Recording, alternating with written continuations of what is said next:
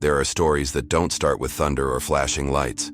Some begin in the quiet corners of classrooms, in the stillness of chapels, or in the unnoticed acts of a life being shaped slowly, faithfully. What I'm about to share isn't a grand declaration. It's a testimony, a memory that became revelation, a whisper that grew into a call. Years ago, I met a man who seemed, at first glance, just another face among many, but something in him stood out, not in volume or charisma, but in depth, in silence, in hunger for truth. I did not know then what he would become, but now, as the world sees him under the weight of white robes and global responsibility, I see something else. I see what was always there, waiting to be noticed, waiting to be named. This is not a political story. It's not a historical summary.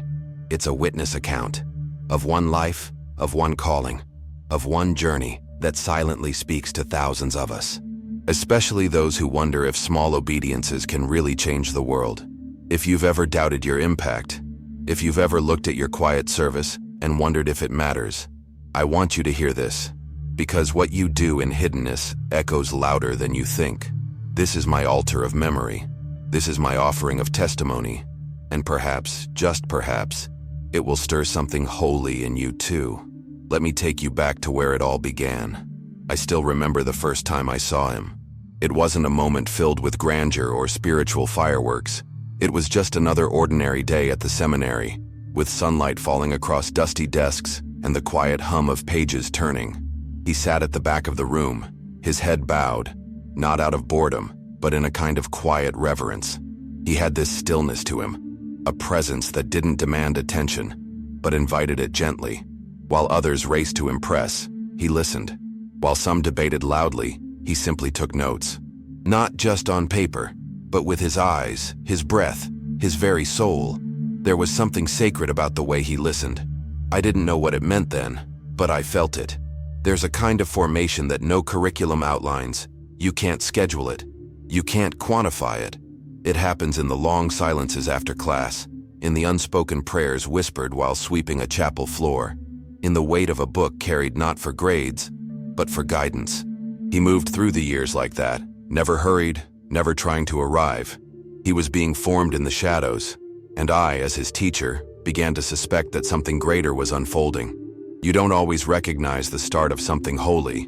It looks too much like everything else, but it leaves a residue, an afterglow you can't explain. I started watching him more closely, not out of suspicion, but out of a growing sense that I was witnessing something.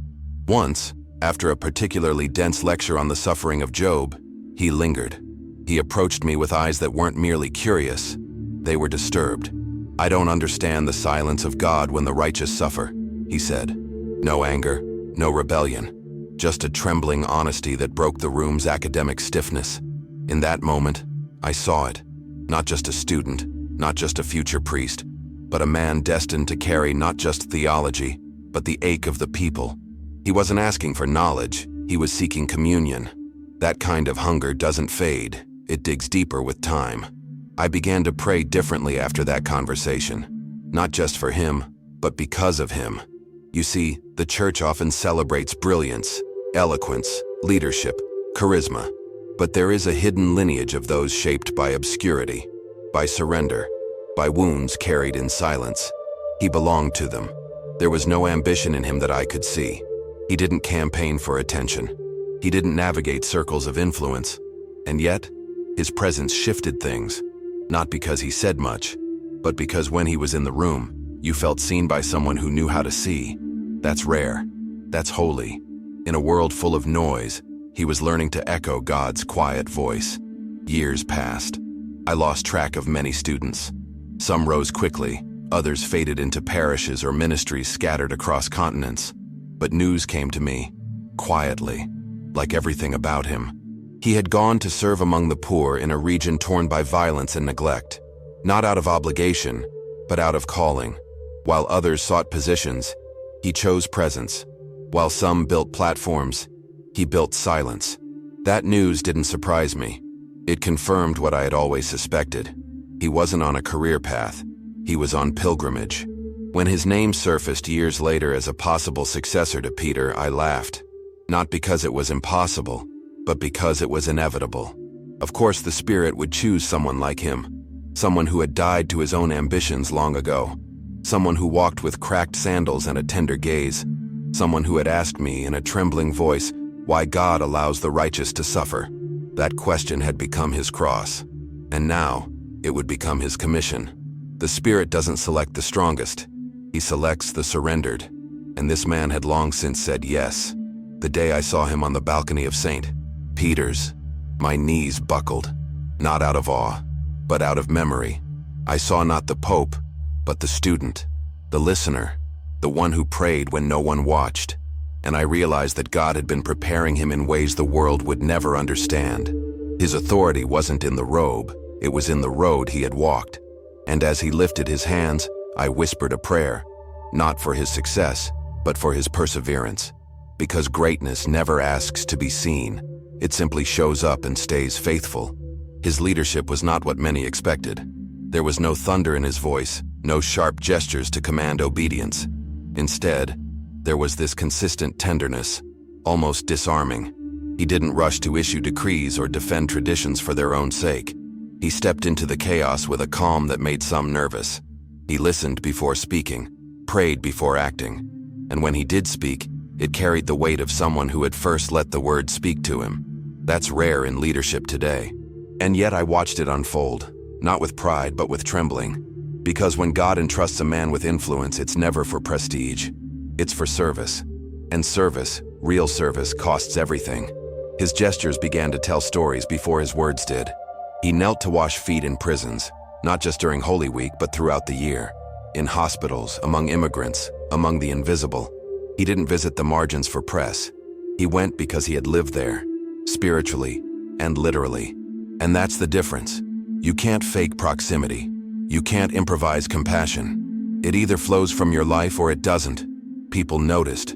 Not all approved, but the ones who had long been unseen, the poor, the weary, the broken, they recognized something in him. Not just a leader, a companion, a shepherd who smelled like his sheep. The criticism came, as it always does, from inside and outside, from the traditional and the progressive, from those who wanted a warrior and those who wanted a celebrity. He was neither. He was a man marked by prayer and contradiction. That's what frightened them. You can't control someone who's already surrendered. And I saw it again. That question he asked me decades ago now lived in his papacy. Where is God when the innocent suffer?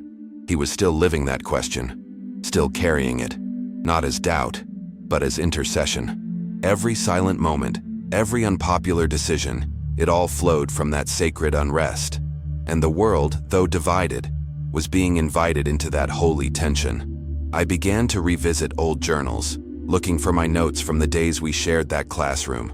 I found a few, scribbled thoughts, marginalia, his name, here and there, and suddenly those pages felt sacred. Not because they were mine, but because they testified to the quiet miracle of formation. We don't always know who we're teaching. We don't always see the seeds we plant. Sometimes they bloom decades later in balconies, in speeches, in silent acts of mercy. And that is the mystery of vocation. It doesn't announce itself. It takes root in the ordinary. And if we're paying attention, we'll realize we were standing on holy ground all along. There were moments I questioned my own work. Times I wondered whether my years of teaching scripture made a difference. I had grown tired, worn down by repetition and routine. But witnessing his journey changed that. It reminded me that the word never returns void, that God writes his story slowly, in ink, invisible to us. And sometimes, just sometimes, we get to see a few lines come to life. He was one of those lines, and it made me fall in love with teaching again. Not for the applause, but for the sacredness of shaping hearts that might one day hold the church in trembling hands. Every lesson matters, every conversation, every whisper of encouragement. There's a quiet urgency in me now, a call I want to extend through this testimony. Maybe you're not a pope, maybe you'll never lead crowds or hold office, but your silence matters, your obedience matters. That small act of kindness, that choice to stay faithful when no one's watching, that is where leadership begins. That is where the kingdom grows. We don't need more heroes. We need more servants, more listeners, more people willing to be unseen so others can flourish. If his life has taught me anything, it's that greatness wears the disguise of humility. And I want to challenge you. What are you doing today, in secret, that heaven might be writing down? Now, when I pray for him, I no longer say, God bless him as a leader. I say, God hold him as your son, because that's who he remains. Behind the cameras, behind the ceremonies, he is still that student who trembled before the silence of God. And now, as the world watches his every step, I hope they see what I see. Not just the office, not just the influence, but the offering. The life poured out drop by drop, like oil from an alabaster jar. And if that life touches yours, if this story awakens something in you, don't brush it off. Don't wait for a sign. Maybe this is your sign. Say yes, even if you whisper it. And now, after all these memories, all these words that tried to do justice to what I witnessed, I'm left with one final thought. This isn't just his story. It's a mirror for yours. If God can shape a quiet, faithful student into a shepherd for the world, then what could he be shaping in you right now in silence? Maybe your life doesn't look significant. Maybe you feel unseen, unheard. But remember, God often writes his greatest stories in the shadows, and he always begins with surrender. So don't wait to feel ready. Don't wait for the spotlight or the perfect circumstance. Begin where you are. Say yes in the little things. Choose presence over performance. Choose prayer over popularity. Be the one who listens. Be the one who kneels. Because the church doesn't need more noise. It needs more faithful witnesses. More of us who dare to be consistent, even when no one claps. That's how the kingdom moves. That's how the church is renewed. One hidden act of love at a time. If this testimony stirred something in you, don't let it fade. Let it take root. And if you haven't yet, subscribe to this channel, not just for content, but for communion. Every video here is made to call you deeper, to help you follow Jesus not just with your words, but with your life. This is more than a platform. It's a space for encounter, for truth, for stories that remind us who we are and whose we are. And if you believe the church needs more people like him, more shepherds, more servants, then join us. Support this work. Share this message. Help us keep these stories alive, because the world may not always listen to sermons, but it will notice lives that reflect Christ. Be that life, and help others become it too. Follow Jesus. Inscribe his words not just on your lips, but on your steps. And if this video spoke to you, then maybe he is speaking through it. So take a moment now, subscribe to the channel, activate the notifications, and walk with us on this journey. We're not here to impress. We're here to be transformed. Thank you for staying with me until the end, for listening, not just with ears, but with heart. I don't take it lightly. Every view, every comment, every shared silence means more than you know. You are not just an audience, you're a companion, a fellow disciple on the road. And I pray that something today reminded you, you are called too. Until the next story, stay faithful, stay rooted, and never stop listening for the voice that still whispers in hidden places. We'll meet again soon. Peace be with you.